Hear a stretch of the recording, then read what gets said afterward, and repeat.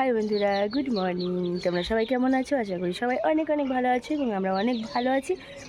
তো কালকে তো বাড়ি এসেছি, তোমাদের আমি দেখিয়ে দিয়েছি সকাল সকাল উঠে আমি কী করেছি। তোমরা দেখবে কি? দেখতে চাও? দেখাই, দাঁড়াও। যে কুল গাছটা দেখছো, এই গাছটা কিন্তু আমি লাগিয়েছিলাম। হ্যাঁ, তো এই কুল গাছ থেকে আমি কিছুটা কুল পেরে নিয়েছি। দেখো, এই কটা কুল ছাদের মধ্যে পড়েছিল। দেখো নিচে গুঞ্জা কুল কুড়াচ্ছে, দেখেছো? কি কুড়াচ্ছ সোনু? বাবা, ঝুড়িটা বাঁ হাতে ঝুড়িটা নাও আর ডান হাতে কুলগুলো কুড়াও, বুঝেছো? তাহলে তাড়াতাড়ি হবে। চলো নিচে যাই এখন, তাহলে যাওয়া যাক। এই যে রোদ উঠে গেছে কিন্তু সকাল সকাল।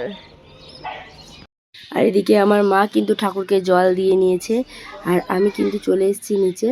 তো নিচে যে আজকে বানাবো হচ্ছে কুলের আচার। মা অনেকগুলো কুল শুকিয়ে রেখে দিয়েছে, তো আমি বানাবো বলে রেখে দিয়েছিল। তো এখন আমি কুলের আচার বানানোর ব্যবস্থা করছি।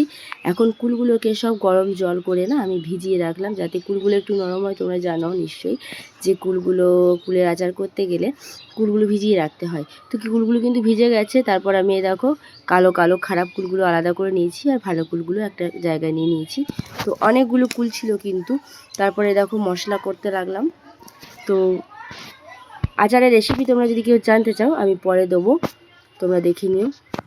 আর এই যে সবগুলো কিন্তু ভেজে নিয়ে একটা ভাজা মশলা তৈরি করব। এটাই কিন্তু আচারের আসল টেস্ট বা স্বাদ যেটাকে বলে। এটা দিলেই তবে আচারের কিন্তু স্বাদটা আরও বেড়ে যায়। ঠিক আছে, তো এটাকে একটু ঠান্ডা করে নিয়ে আমি পেস্ট করে নেবো ওদিকে। আর এদিকে কিন্তু বাবা মাছ এনেছে বাজার থেকে, মা এখন মাছ কাটছে। তারপর আমি চলে এসেছি এদিকে কড়াইতে, দেখো কুলের আচার বসাতে। এদিকে শুকনো লঙ্কা একটু পাঁচ ফোড়ন দিয়ে আমি কিন্তু কুলগুলোকে একটু নাড়াচাড়া করে নিচ্ছি। তো নাড়াচাড়া করতে করতে ওদিকে কুলটা বসিয়ে এসে আমি এদিকে দেখো একটু পেস্ট করে নিলাম গুঁড়ো মশলাটা। তো একটু পেস্ট করে নিলাম, তখন লাইন ছিল না বলে পেস্টটা করতে পারিনি, তো এখন কিন্তু পেস্ট করে ফেললাম। তো এই দেখো আমার কুলের আচার কিন্তু সম্পূর্ণ রেডি হয়ে গেছে। এখন আমি মিশিয়ে নিচ্ছি ভাজা মশলাটা। তো ভাজা মশলা মিশিয়ে নিয়েছি, কি সেন্ট বেরোচ্ছে কি বলবো, দারুণ। আর এদিকে আমাদের ভাত খাওয়ার টাইম হয়ে গেছে, তো ভাত খেতে বসে মা একটা বাটিতে আচার নিয়েছে সবাই খাবে বলে। তো এই দেখো গুঞ্জা আচারটা একদম আগে খাবে, বাটি শুদ্ধ নিয়ে বসে গেছে আচারটা খাবে বলে। আর এদিকে আমরা কিন্তু সবাই একটু করে খেয়ে নিলাম।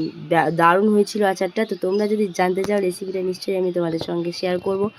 তারপরে দেখো প্রার্থনা করে নিয়েছি সন্ধ্যেবেলায়, দেখো বিকেলবেলা। আর আমি গাছে জল দিয়ে নিলাম, তারপর চলে যাচ্ছি মেলা।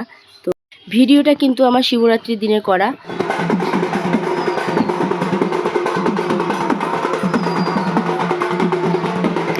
এই যে দেখালাম তোমাদের যে ওখানে শিব পুজো হচ্ছে, মানে মহাদেবকে জল ঢালবে তার জন্য। তো আমি এদিকে মেলা এসেছি। আর এদিকে দেখো নাগরদোলায় কিন্তু এই সাইডে সেরকম কেউ নেই, নাগরদোলা কিন্তু স্টপ আছে। তো আমরা আজকে যাবো হচ্ছে ব্রেক ডান্স। ভীষণ আনন্দ হয়, ভীষণ ভালো লাগে, কি বলবো তোমাদের। তো আমি, আমার মেয়ে আর আমার বোন তিনজনে চেপেছি। আমার মেয়ে এর আগেও চেপেছিল একবার আমাদের সঙ্গেই, মানে একা একা তো পারবে না চাপতে। তো আমাদের মাঝখানে ওকে বসিয়ে নিয়েছি। ভীষণ মজা করছে, দেখো মুখটা দেখো। এই যে একটা ফটোশ্যুট করে নিলাম আমরা। আর গুঞ্জার মুখটা দেখো কতটা এক্সাইটেড, মানে ও আর কি ঘুরবে তার জন্য এক্সাইটেড। প্রথমে বলছিল ট্রেনে চাপবো, আমি বললাম না না ট্রেনে চাপবো না, ব্রেক ডান্সে চাপবো চলো। তো তার জন্য সবাই মিলে কিন্তু ব্রেক ডান্সে যেয়ে পড়েছে। দেখো কিন্তু অলরেডি ঘোরাতে স্টার্ট করে দিয়েছে। আর মুখটা দেখো গুঞ্জার, দ্বারা দেখায়, এই দেখো অবস্থাটা দেখো গুঞ্জার। মানে কি করবে, হাসবে না মুখটা চুপ করে বসে থাকবে এটা বুঝতে পারছে না ও। তো যাই হোক আমরা কিন্তু চলে এসেছি নেমে। তারপর চলো মেলার দিকে যাওয়া যাক। আগের দিন তো মেলা ঘুরতে পারিনি, প্রোগ্রাম করে কাটিয়ে ফেলেছি। মানে এই যে মিউজিক্যাল চেয়ার, তারপর চামচ দৌড় প্রতিযোগিতা হলো, ওই সব করেই কাটিয়ে ফেলেছি। তো এখন যে মেলার দিকে ঘুরি চলো। তারপর আজকে একটু মেলাতে কিছু খাওয়া দাওয়া করব। তারপর এই যে মেলাতে আমরা সবাই মিলে খাওয়া দাওয়া করলাম একটু, যার যেটা ইচ্ছা হলো। তারপর যাত্রা শুনতে চলে আসলাম।